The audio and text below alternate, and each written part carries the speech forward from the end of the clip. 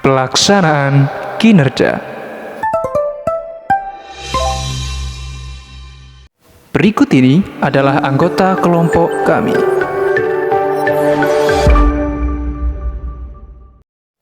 Ini adalah materi yang akan dibahas dalam video.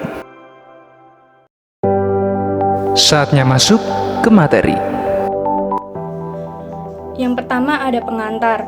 Apa sih sebenarnya pelaksanaan kinerja itu dan apakah pelaksanaan kinerja itu penting bagi perusahaan? Jadi pelaksanaan kinerja itu adalah suatu metode dan proses pelaksanaan tugas seseorang atau sekelompok orang atau unit-unit kerja di dalam sebuah perusahaan atau organisasi yang sesuai dengan standar kinerja atau tujuan yang telah ditetapkan terlebih dahulu. Dan pelaksanaan kinerja ini sangat penting bagi perusahaan karena dapat mempengaruhi tepat tidaknya metode pelaksanaan yang dipilih dan diimplementasikan. Namun, ada juga tantangan yang akan dihadapi oleh para manajer saat melakukan pelaksanaan kinerja ini, yaitu pencarian suatu pendekatan evaluasi yang memberikan suatu dasar yang adil, yang benar secara hukum, dan yang informatif untuk mengevaluasi kinerja dari para pegawai. Tujuan dan persyaratan pelaksanaan kinerja. Tujuan pokok sistem pelaksanaan kinerja adalah menghasilkan informasi yang akurat tentang perilaku dan kinerja anggota-anggota organisasi. Semakin akurat informasi yang dihasilkan, maka semakin besar potensi nilainya bagi organisasi.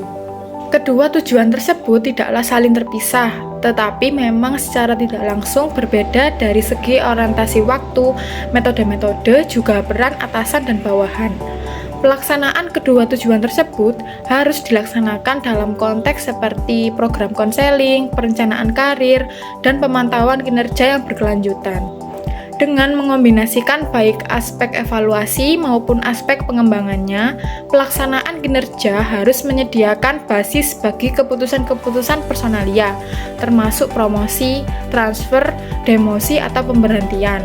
Pelaksanaan kinerja juga harus meningkatkan pendayagunaan SDM atau sumber daya manusia melalui penempatan pekerjaan yang lebih baik dan spesifikasi kebutuhan pelatihan. Pada dasarnya, sebelum pelaksanaan kinerja dilakukan, konsultasi dengan sebanyak mungkin pegawai atau kelompok pegawai untuk memastikan bahwa semua aspek dan sistem pelaksanaan dapat berjalan dengan baik.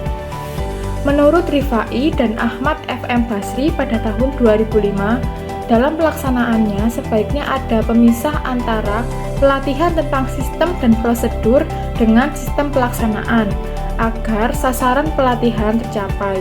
Jadi dilaksanakan dengan yang pertama ada role play dan yang kedua ada output atau luaran. Role play adalah simulasi di mana setiap pegawai memainkan peran atau job desk sesuai dengan prosedur dari perusahaan tersebut. Jadi misal saya bekerja di sebuah dealer motor yang dimana jabatan saya adalah counterpart atau biasa dibilang admin spare part. Untuk role play itu sendiri yaitu dengan menjalankan simulasi bagaimana cara menyambut konsumen yang ingin membeli spare part, bagaimana menginput spare part yang datang, bagaimana mengambil spare part yang dibutuhkan konsumen atau yang dibutuhkan mekanik untuk memperbaiki sepeda motor. Jadi seperti itu. Dan output itu hasil dari pelaksanaan kerja yang sudah dilakukan seperti manfaat, dampak, dan risikonya. Selain itu juga perlu diketahui apakah pelaksanaan kerja yang dilakukan dapat berhasil meningkatkan kualitas kerja, motivasi kerja, semangat kerja, dan kepuasan kerja yang pada akhirnya akan merefleksi pada peningkatan kinerja pegawai. Patokan kinerja. Patokan kinerja biasanya ini digunakan untuk mengevaluasi dan mengukur kinerja seseorang, tim, atau organisasi yang berfungsi untuk membandingkan hasil kerja dengan harapan kerja atau target yang sudah ditetapkan. Ada 4 persyaratan yang harus dipenuhi sebelum sebuah variabel dapat diberi sifat sebagai patokan kinerja. 1. Suatu patokan harus relevan bagi individu dan organisasi, yang berarti patokan tersebut sesuai dengan tujuan, nilai, dan konteks spesifikasi yang ingin dicapai oleh individu atau organisasi tersebut. Dengan kata lain, patokan tersebut harus relevan dan berkaitan erat dengan visi, misi, dan strategis keseluruhan individu atau organisasi untuk memastikan bahwa penggunaannya akan memberikan kontribusi yang signifikan terhadap pencapaian tujuan yang diinginkan. 2. Patokan harus mantap atau dapat dipercaya, berarti bahwa indikator atau parameter yang digunakan untuk mengukur kinerja seseorang atau suatu sistem telah terbukti konsisten, andal, dan akurat dalam memberikan gambaran tentang seberapa baik atau buruk kinerja tersebut. Dengan kata lain, patokan tersebut dapat diandalkan untuk membuat keputusan atau mengevaluasi pencapaian tujuan. Yang ketiga, patokan dapat membedakan antara orang yang berkinerja baik dan jelek. Ini berarti patokan yang efektif akan memberikan informasi yang jelas dan relevan tentang seberapa baik atau buruk kinerja seseorang atau suatu sistem dalam mencapai tujuan yang telah ditetapkan. Dengan demikian, patokan tersebut memungkinkan untuk evaluasi yang objektif, pengambilan keputusan yang tepat, serta identifikasi area-area yang perlu diperbaiki atau ditingkatkan untuk meningkatkan kinerja di masa depan. Terus ada 4. Patokan harus praktis dan memiliki arti bagi orang yang menilai dan yang dinilai.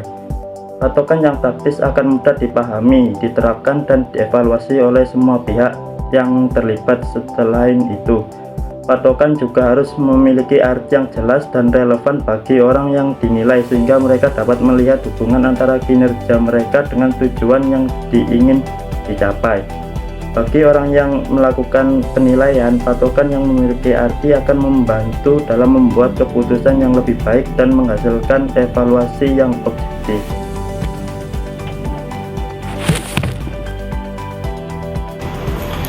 Baik teman-teman, berikutnya mari kita ulas mengenai pemilihan metode pelaksanaan kinerja dengan saya Ferandi Alexander Putra.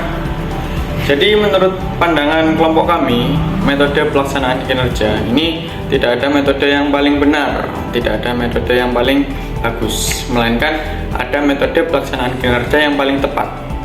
Mengingat dalam suatu organisasi maupun perusahaan ini punya budaya maupun sistem keberlangsungan yang sangat berbeda. Jadi pada dasarnya menurut kami adanya metode pelaksanaan kinerja yang paling tepat. Jadi untuk pemilihan metode ini sendiri kita simpulkan bahwasanya ada 3 hal yang perlu kita jadikan poin penting. Yang pertama yang saya sampaikan barusan, penentuan metode yang paling tepat. Jadi dalam suatu perusahaan pastinya tidak pasti menggunakan metode yang sama, melainkan mungkin ada yang sama tapi ada pengembangan lagi. Contohnya seperti penilaian kinerja, kemudian pengembangan kinerja, dan juga pembinaan.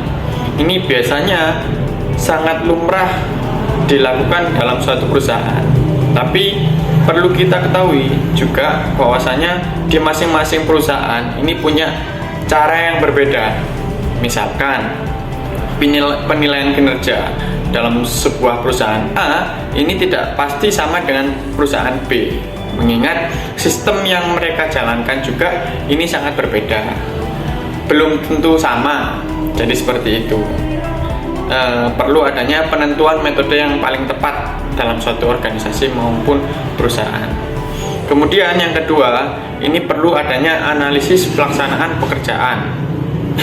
Jadi meskipun setelah kita tentukan metode yang paling tepat, di sini masih perlu adanya analisis. Kiranya dalam metode ini benar-benar cocok atau tidak dilakukan dalam suatu organisasi maupun perusahaan. Kiranya metode ini dapat kita langsungkan dalam jangka lama atau tidak. Jadi seperti itu, perlu adanya mungkin pengembangan, mungkin perubahan dalam suatu periode tertentu. Jadi seperti itu. Kemudian di analisis itu tadi bisa jadi di dalamnya juga ada evaluasi, mengingat kita juga perlu tahu apa yang sudah dilakukan dan saat ini yang terjadi dan harapan ke depan seperti apa. Mungkin ada pertimbangan nantinya. Dan yang terakhir, ini pertimbangan organisasi. Jadi setelah adanya analisis, Di situ pastinya terdapat suatu data yang dimiliki organisasi maupun perusahaan. Nah, dari situ mungkin dari pimpinan perusahaan maupun organisasi pastinya nantinya ada pertimbangan-pertimbangan mengenai metode yang akan dijalankan. Selanjutnya yaitu rancangan pelaksanaan kinerja. Menurut Sinabela, pada tahun 2014, pelaksanaan dilakukan untuk memperoleh data yang dibutuhkan dalam memecahkan permasalahan yang dirumuskan. Baik tidaknya data yang diperoleh, khususnya data primer, sangat ditentukan ketepatan pelaksanaan yang dilakukan. Untuk itu, dibutuhkan kehati-hatian dan kecerdasan dalam merancang instrumen penelitian yang berhubungan erat dengan skala pelaksanaan yang ditetapkan. Terdapat 4 aktivitas proses pelaksanaan. Yang pertama yaitu menentukan dimensi konsep penelitian. Konsep dan verbal penelitian sosial seringkali memiliki lebih dari satu dimensi. Semakin banyak dimensi suatu variabel yang dapat diukur, maka akan semakin baik hasil pelaksanaan yang dilakukan. Misalnya, jika kita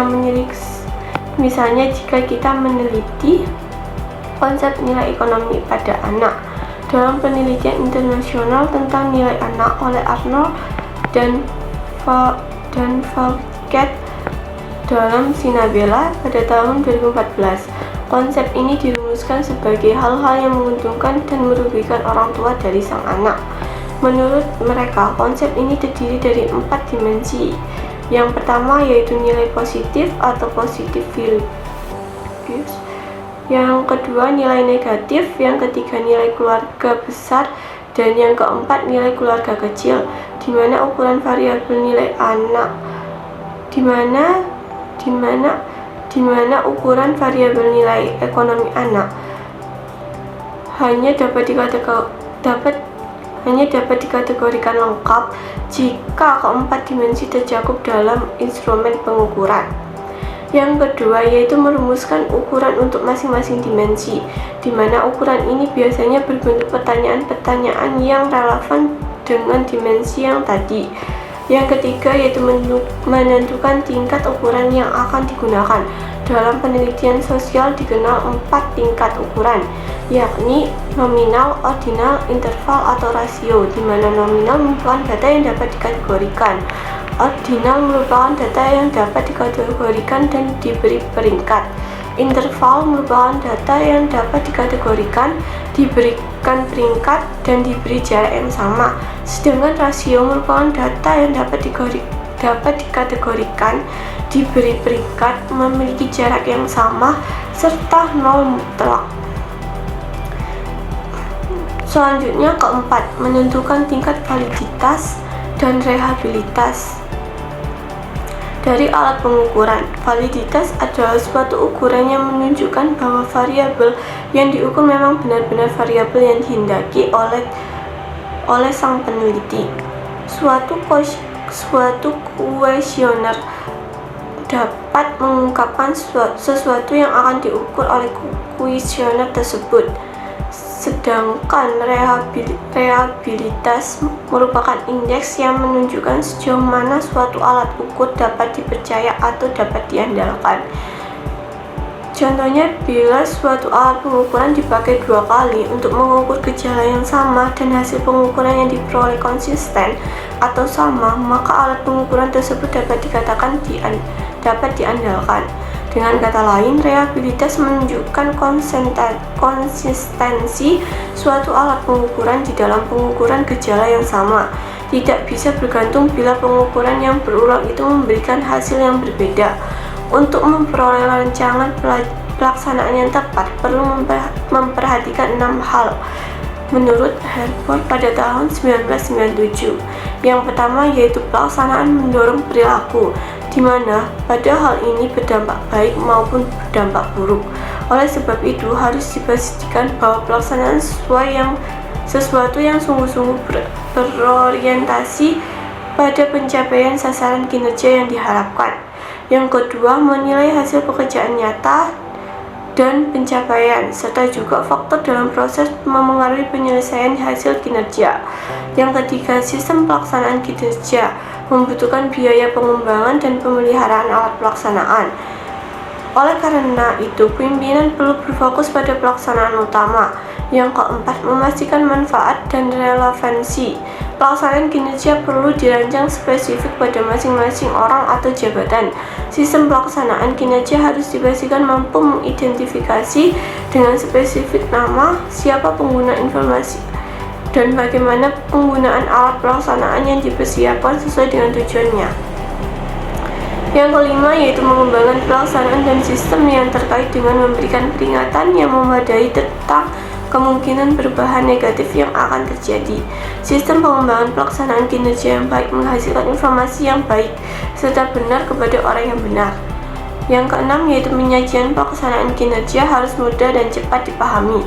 Penyajian hasil pelaksanaan harus dirancang dengan sederhana, spesifik serta relevan. Dalam merancang sistem pengukuran perlu memperhatikan setidaknya 3 hal. Yang pertama yaitu dasar hukum kinerja, yang kedua kriteria ukuran kinerja, dan yang terakhir yaitu karakteristik. Yang pertama, dasar ukuran kinerja dalam waktu yang sama biasanya ditetapkan sebagai sasaran organisasi. Landasan ini akan memberikan pengukuran yang jujur tentang progres atau prestasi individu dalam tim. Dengan kata lain, ukuran kinerja ini akan memberikan dasar untuk memberikan umpan balik kepada stakeholder. Pada tahun 1998, Thor, Armstrong, dan Baron terdapat 3 landasan pengembangan ukuran kinerja untuk dapat meningkatkan aktivitas kinerja. Yang pertama yaitu yang diukur semata-mata untuk ditentukan oleh apa pentingnya pertimbangan oleh konsumen. Yang kedua, kebutuhan konsumen diterjemahkan menjadi prioritas strategi serta rancangan strategis yang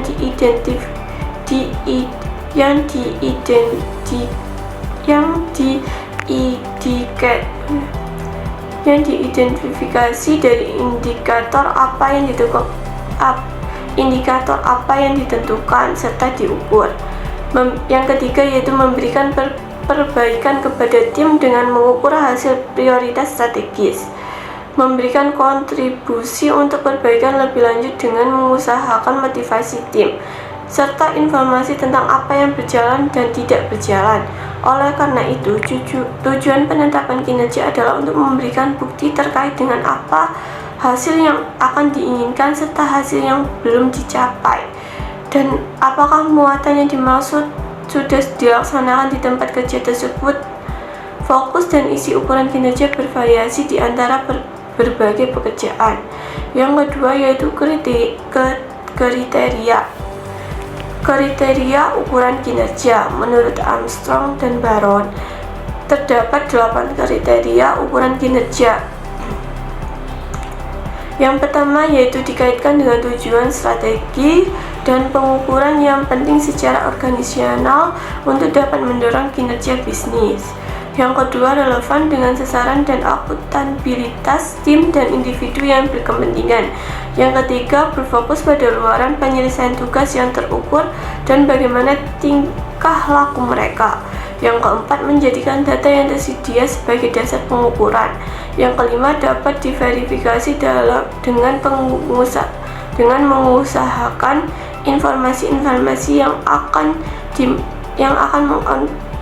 akan mengkonfirmasi seberapa jauh tingkat harapan dapat dipenuhi. Yang keenam, dapat digunakan dengan tepat untuk menghasilkan terkait dengan kesediaan data informasi. Yang ketujuh, dapat digunakan untuk menjadi umpan balik dan tindakan. Yang kedelapan, bersifat komprehensif dan mencakup semua dimensi kinerja. Dan yang ketiga yaitu karakteristik. Menurut Wibowo, pada tahun 2016 terdapat 5 karakteristik yang dapat ditentukan untuk ukuran kinerja.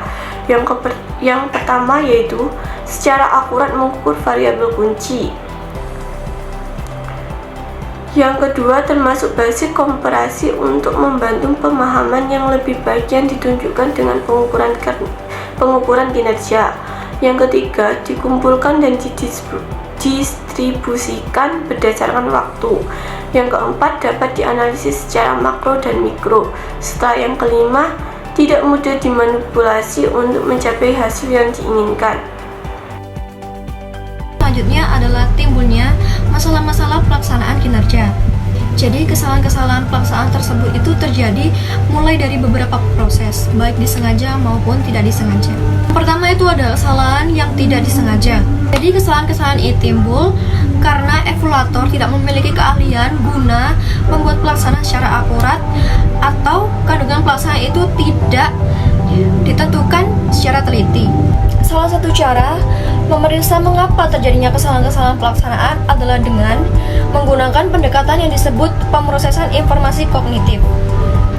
Yaitu yang pertama, mendapat informasi kinerja tentang seorang pegawai. Jadi informasi tersebut itu banyak sekali atau sangat berlimpah. Hal itu juga dapat memicu berbagai macam kesalahan dalam penilaian kinerja. Yang kedua, mengkodekan dan menyimpan informasi tersebut dalam memori mereka. Yang ketiga, mencari informasi tersebut di kemudian hari pada saat diminta nilai kinerja pegawai. Dan yang keempat adalah menimbang dan mengkombinasikan informasi tersebut ke dalam nilai kinerja secara keseluruhan. Kemudian yang kedua itu adalah kesalahan yang disengaja. Jadi, pengawas itu sengaja menilai para pegawainya secara tidak adil atau tidak akurat karena sebab politis atau sebab yang lainnya. Ada beberapa upaya pengendalian kesalahan-kesalahan pelaksanaan yang disengaja, yaitu yang pertama adalah pembuatan dimensi yang lebih spesifik dan terverifikasi. Kemudian yang kedua, menyembunyikan kunci pemberian skor dengan menggunakan instrumen-instrumen pelaksanaan seperti forage choice scales atau memaksa memilih salah satu dari dua pernyataan yang diberikan, dan mixed standard scales atau campuran yang memerlukan pengecekan silang. Dan yang ketiga adalah pelaksanaan tambahan atau nilai oleh orang lain guna melatih para evaluator tentang bagaimana memberikan umpan balik negatif maupun baik kepada para pegawai dan mengurangi motivasi evaluator untuk melakukan pelaksanaan yang tidak akurat. Ketiga adalah mengurangi masalah pelaksanaan kinerja. Jadi ada 3 sebab yang membuat para manajer sulit memperbaiki kinerja pegawainya. Yang pertama adalah mereka bereaksi pada asumsi mereka sendiri terhadap perilaku dan sikap individu. Kemudian yang kedua adalah gagal mengenali situasi organisasi dan lingkungan yang dapat memiliki andil terhadap permasalahan-permasalahan kinerja. Dan yang ketiga adalah tidak ada ketentuan kinerja yang efektif. Ada 2 utama dari masalah-masalah kinerja. Yang pertama, tidak memiliki kemampuan dan pengetahuan agar mereka melaksanakan pekerjaan dengan efektif. Yang kedua, memiliki pengetahuan dan kemampuan tetapi tidak memiliki motivasi untuk melaksanakan pekerjaan. Langkah-langkah yang berguna untuk membantu organisasi mengurangi kesalahan-kesalahan dan masalah pada sistem pelaksanaannya. Yang pertama adalah atasan haruslah mengamati kinerja bawahannya secara teratur dan membuat catatan. Dan yang kedua, skala perancangan harus dirancang secara cermat. Dan yang ketiga, pelaksanaan tidak boleh dituntut agar dapat mengevaluasi bawahan secara bersamaan. Yang keempat, penilai harus didasarkan pada kesalahan-kesalahan pelaksanaan seperti leniency, stinginess, dan central tendency, dan lain-lainnya. Di sini saya mau menjelaskan pusat pelaksanaan kinerja. Menurut Douglas Bray, dalam tahun 1970-an, teknik pusat pelaksanaan menjadi teknik evaluasi yang populer dalam organisasi dengan semua macam ukuran. Dasar teknik itu berupa serangkaian latihan situasional di mana para calon untuk promosi, pelatihan, atau program manajerial lain. Maksud dari program tersebut ikut serta selama 2 atau 3 hari untuk diamati atau dinilai. Latihan yang dimaksud berupa tugas manajemen yang disimulasikan meliputi teknik bermain peran dan analisis kasus. Maksud dari teknik bermain peran itu peserta diberikan peran atau karakter tertentu yang harus mereka perankan dalam situasi tertentu. Mereka dapat menjadi manajer, karyawan, pelanggan, atau pihak lain yang terlibat dalam skenario yang disimulasikan. Selanjutnya yaitu tujuan dari pusat penilai. Orang yang dinilai langsung diamati dalam lingkungan yang dikendalikan pusat. Tujuannya yaitu ada 3. Yang pertama, untuk mengidentifikasi orang yang cocok bagi suatu jenis khusus atau tingkat khusus. Maksud dari kalimat itu, mencari individu yang memiliki kualifikasi, keterampilan, karakteristik yang sesuai dengan tuntutan persyaratan tertentu dari suatu posisi manajerial yang spesifik atau tingkat manajemen. Yang kedua, yaitu untuk menentukan kebutuhan pelatihan dan pengembangan individu kelompok, maksudnya melakukan evaluasi terhadap kinerja individu atau kelompok dalam suatu organisasi untuk mengidentifikasi area-area di mana mereka membutuhkan peningkatan keterampilan atau pengetahuan. Yang terakhir atau yang ketiga, itu untuk mengidentifikasi orang yang akan dipromosikan menduduki jabatan manajerial yang lebih tinggi dari jabatan yang sekarang. Maksudnya melakukan evaluasi terhadap individu di dalam organisasi untuk menentukan siapa yang memiliki potensi dan kualifikasi untuk naik ke posisi manajerial yang lebih tinggi dari posisi mereka yang saat ini. Selanjutnya, ada beberapa macam dimensi yang diukur dalam pusat pelaksanaan tergantung dari tujuan evaluasi. Yang pertama, keterampilan interpersonal. Maksud dari poin tersebut, kemampuan untuk berinteraksi dan berhubungan dengan orang secara efektif, baik dalam tim kerja maupun dalam komunikasi antar individu. Yang kedua, kemampuan berkomunikasi. Yang ketiga, kemampuan kreativitas. Yang keempat, kemampuan kualitas dan keterampilan memecahkan persoalan. Yang kelima, kemampuan toleransi terhadap tekanan dan ketidakjelasan. Yang keenam, kemampuan berencana, maksudnya kemampuan untuk merencanakan dan mengorganisasi tugas-tugas atau proyek dengan baik. Para calon yang dinilai tinggi dari beberapa dimensi tersebut dapat dipilih untuk dievaluasi oleh pusat pelaksanaan. Karena itu ada sebuah program khusus. Tentu ada 3 hari. Itu hari pertama orientasi dari kira-kira 12 orang yang dinilai. Maksudnya tertuju pada proses pengenalan dan pembekalan terhadap sekelompok sekitar 12 individu baru dalam suatu lingkungan kerja tersebut. Yang kedua, pemisahan dari kelompok 6 atau 4 untuk melaksanakan game manajemen yang disimulasikan. Yang ketiga, tes psikologis mengukur keterampilan verbal dan berhitung. Yang keempat, wawancara dengan penilai. Dan yang kelima, pembahasan kelompok kecil mengenai peristiwa kasus, maksudnya kegiatan di mana sekelompok orang yang relatif kecil berkumpul untuk membicarakan, menganalisis, dan mendiskusikan sebuah kasus peristiwa tertentu yang relevan. Selanjutnya yaitu hari kedua. Hari kedua itu ada beberapa poin. Yang pertama, latihan pengambilan keputusan individual. Yang kedua, latihan in basket. Maksudnya latihan in basket itu metode evaluasi yang sering digunakan dalam pengujian keterampilan manajerial dan kemampuan pengambilan keputusan. Dalam latihan ini, peserta diberikan sejumlah skenario atau situasi yang disimulasikan. Itu dianggap keranjang kerja seseorang manajer atau pemimpin. Mereka kemudian diminta untuk menanggapi dan menangani setiap skenario tersebut dalam batas waktu yang ditentukan. Yang ketiga yaitu bermain mengenai wawancara pelaksanaan kinerja. Yang keempat, pengambilan keputusan dalam kelompok. Terakhir, hari ketiga itu ada 2 poin. Yang pertama, analisis dan penyajian kasus individual. Yang kedua, mengevaluasi orang lain yang dinilai atau mengevaluasi teman kerjanya. Itu di pusat pelaksanaan ada poin keempat atau poin terakhir tentang persoalan pusat pelaksanaan.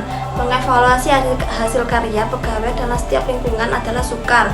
Salah satu dari persoalan potensial dari prosedur evaluasi pusat pelaksanaan adalah prosedur yang penuh tekanan. Para pegawai yang menonjol banyak memberi sumbangan kepada organisasi, bisa saja bekerja kurang baik di pusat pelaksanaan.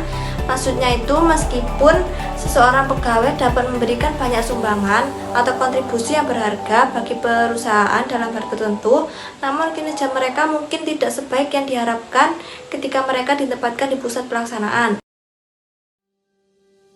Baik, di sini ada pertanyaan untuk kelompok kami. Saya Firman Alamsyah yang akan menjelaskan hasil diskusi dari kelompok kami atas jawaban dari soal ini. Ini adalah pertanyaan tentang data evaluasi kinerja atas nama karyawan Andi Pratikto dengan data sebagai berikut. Usia 39 tahun, lama bekerja 4 tahun, jabatan sebagai asisten manajer operasional, status pekerjaan karyawan tetap, kedisiplinan 70% dan 30% izin tanpa status yang jelas. Kemudian pekerjaan yang terselesaikan 75% dari 100% pekerjaan yang harus diselesaikan, dan kerjasama dinilai terpenuhi.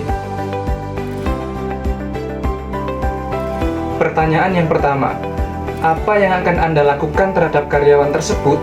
Berikan alternatif solusi yang relevan terhadap karyawan tersebut. Setelah diskusi dengan kelompok kami, jawabannya adalah, sebagai karyawan bagian HR, saya akan melakukan evaluasi menyeluruh terhadap kinerja Andi Pratikto. Solusi alternatif ini bisa mencakup pelatihan pengembangan profesional untuk meningkatkan disiplin dan efisiensi dalam menyelesaikan pekerjaan. Poinnya adalah, sebagai seorang karyawan di bagian sumber daya manusia atau HR, tugas kami adalah untuk mengevaluasi kinerja karyawan lain. Dalam hal ini adalah Andi Pratikto. Evaluasi ini dilakukan untuk memahami sejauh mana Andi Pratikto telah mencapai target kerjanya dan bagaimana kualitas kerjanya. Dalam kasus yang ada, masih terdapat kekurangan 30% ketidakhadiran tanpa keterangan dan 25% belum terselesaikan atas pekerjaannya. Langkah awal saya adalah mencari tahu terlebih dahulu hal apa yang mendasari Andi Pratikto sehingga memiliki kinerja demikian, baik dari Andi sendiri ataupun dari orang-orang yang bekerja langsung di bawah Andi. Jika hasil evaluasi menunjukkan bahwa Andi Pratikto memiliki area yang perlu ditingkatkan atau nilai yang perlu ditingkatkan, seperti disiplin atau efisiensi dalam menyelesaikan pekerjaan, maka solusi alternatif yang bisa diberikan adalah pelatihan pengembangan profesional misalnya. Atau pelatihan ini bisa berupa workshop, seminar, atau kursus yang dirancang untuk membantu Andi Pratikto meningkatkan keterampilan dan pengetahuannya, sehingga bisa meningkatkan kedisiplinan dan efisiensi kerjanya. Pertanyaan nomor 2, hal apa yang perlu perusahaan lakukan untuk menerapkan sistem pekerjaan yang terstandar? Perusahaan melakukan pelaksanaan sistem pekerjaan yang terstandar untuk meningkatkan performa karyawan, mendorong kinerja yang mencapai ekspektasi perusahaan, dan membuat proses kerja lebih efektif dan efisien. Dan hal yang perlu dilakukan perusahaan untuk mencapai sistem pekerjaan yang terstandar ada 3, yakni yang pertama, sistem manajemen kinerja yang lebih terstruktur dan efisien. Ini berarti perusahaan dapat mengembangkan atau memperbaiki sistem yang ada untuk mengukur dan mengelola kinerja karyawan. Sistem ini bisa mencakup penilaian kinerja secara berkala, pengaturan target dan tujuan kerja, dan memberikan umpan balik konstruktif kepada karyawan. Sistem yang terstruktur dan efisien akan membantu memastikan bahwa semua karyawan memiliki pemahaman yang jelas tentang apa yang diharapkan dari mereka dan bagaimana kinerja mereka akan dinilai. Yang kedua, memperkenalkan teknologi baru untuk membantu dan meningkatkan produktivitas. Teknologi dapat digunakan untuk membantu memantau kinerja karyawan dan produktivitas secara keseluruhan.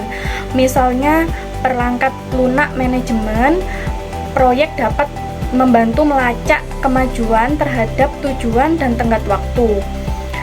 Selain itu, alat analitik dapat digunakan untuk mengidentifikasi area di mana efisiensi dapat ditingkatkan.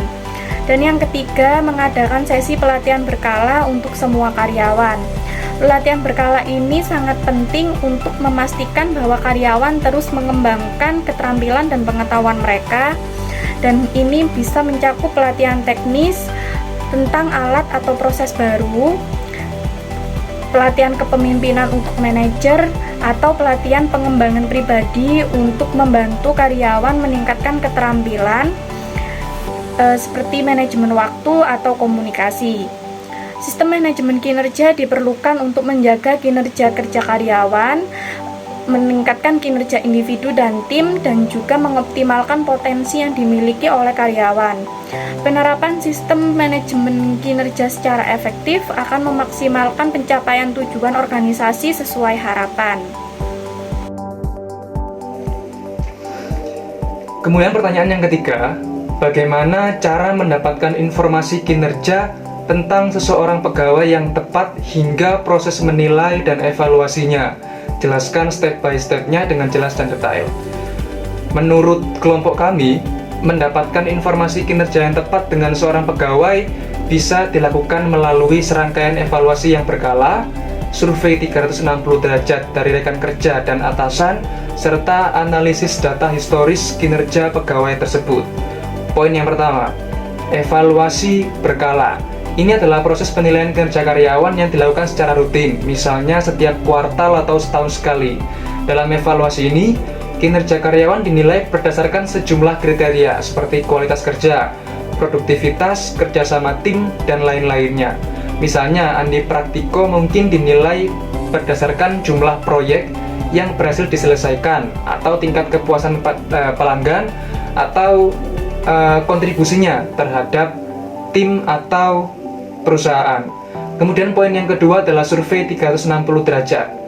Survei 360 derajat adalah metode penilaian di mana karyawan dinilai oleh atasan, rekan kerja, atau bawahan. Ini memberikan gambaran yang lebih holistik tentang kinerja karyawan. Misalnya kalau di kampus kita di Widyagama, kita sebagai mahasiswa sebelum mencetak kartu hasil ujian, kita diminta untuk mengisi nilai dosen yang mengajar kita. Ini adalah bentuk upaya kampus untuk melakukan survei dari mahasiswa tentang nilai dosen yang mengajar kita secara langsung. Kemudian yang ketiga ada analisis data historis kinerja. Analisis data historis kinerja melibatkan pengumpulan dan analisis data kinerja karyawan dari waktu ke waktu. Ini bisa mencakup data seperti absensi, penilaian kinerja sebelumnya, prestasi, atau yang lainnya. Misalkan jika di Andi Praktiko ini memiliki riwayat absensi yang tinggi atau penurunan kinerja yang signifikan, ini bisa menunjukkan bahwa ini adalah masalah yang perlu untuk ditangani. Sekian.